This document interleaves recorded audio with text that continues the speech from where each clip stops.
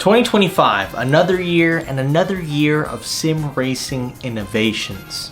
And that means there are new products on the horizon that frankly, we are very excited about. So this video comprises some of the confirmed and rumored sim racing products that we'll be releasing in 2025. So here are those 5 products that we are very excited about. Number 1, SimLab wheelbases. SimLab is known for their fantastic cockpits and cockpit accessories, from their SimLab GT1 Evo, which is their low-end cockpit, all the way up to their SimLab P1X, which is their high-end cockpit. And recently, they have been expanding their product lineup. They not only have cockpit accessories and monitor stands, but now they've been expanding their lineup to include sim racing peripherals such as pedal sets, handbrakes, and shifters. And not to mention their holy grail $2,500 Mercedes-AMG Petronas F1 replica wheel. And in 2024 at the ADAC Sim Racing Expo, they announced they are releasing 3 wheelbases in 2025. They're planning to have a range of options from a 15 Nm to a 25 Nm to a 35 Nm wheelbase. And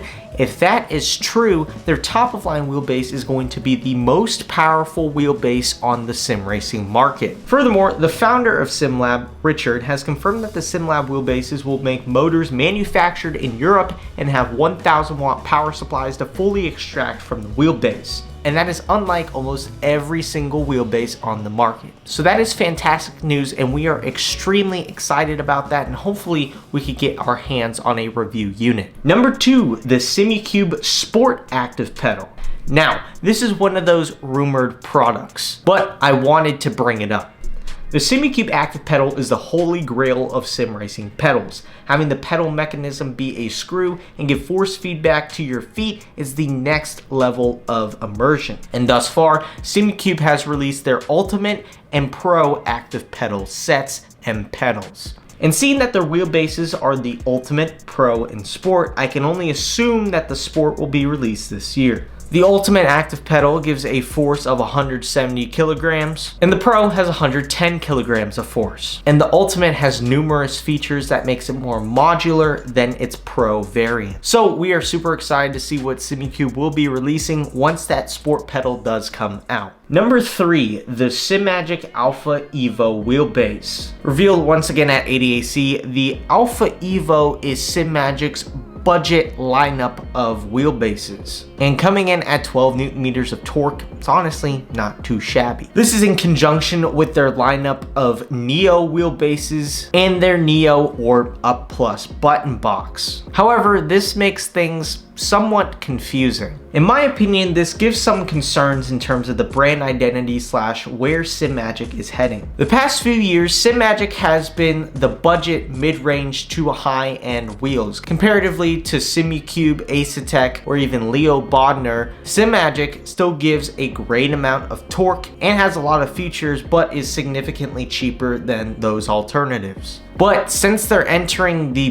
budget market, it's slightly concerning. Are they trying to be more of a consumer-focused product like Moza, or be more of a motorsports-focused product? Because if you see the last couple years, SimMagic has gone really hard in the marketing department in motorsports, sponsoring Formula Drift, numerous drivers within the series, and other racing drivers from other forms of motorsport. If you look at companies such as SimiCube, they've had the same lineup of SimiCube 2 wheelbases with only minor hardware adjustments and have primarily focused on software upgrades. However, with SimMagic seeming like the more affordable high-end wheel company, them moving into and not solely focusing on creating the best high-end product as possible is rather concerning.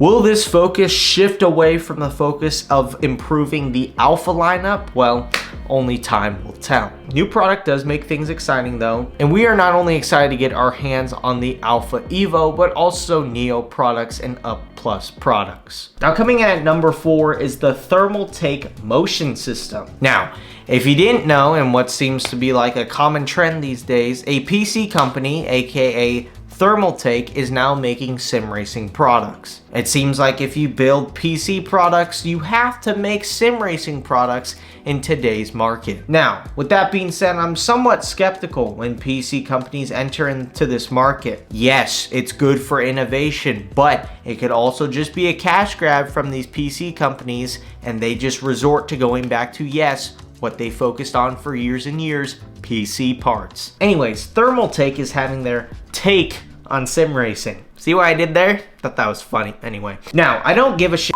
about their wheels or pedals that are coming out. They're going to be low-end pedals. They seem to be competing with like the PXN and Moza R5 market. I don't really care for that right now. I'm really interested in their motion and somewhat their cockpit as well. For the cockpit, it is comprised of aluminum tubing. It will have some flex, but seems to handle a semi-cube wheelbase as displayed at CES 2025. And it comes in at $830, which is rather pricey. And honestly, I'm not a huge fan of the design, and there seems to be a lot of points of flex. So truthfully, I will not be buying this cockpit. But what might be interesting is their 3-degree motion system, which comes in at a whopping $3,999, which for a 3-degree motion system is relatively cheap. Comparatively to a cubic system or even a D-Box 3-degree motion set, well, that is almost half the price, if not more than half the price. Price alone, that's impressive, but there's not much testing or really any info on it, so we're gonna have to see if it's actually good and worth that $4,000 price. And finally, at number 5, the Cooler Master Cockpit. We had to end this thing off with the Cooler Master Cockpit because, in my opinion, this thing is super rad. I'm not the biggest fan when it comes to these tubular chassis, but this one is a bit different. It still sticks out a fair bit in front, like the Nova Sim and the Track Racer TR8 Pro, but this cockpit has way more adjustability. With multiple holes for seating, pedal and wheelbase height and position, this cockpit is one to pay attention to. The days of having an F1 purpose rig are done because this can accomplish it. You can not only adjust it to be in an F1 position, but also a GT position with only unscrewing a few bolts for not only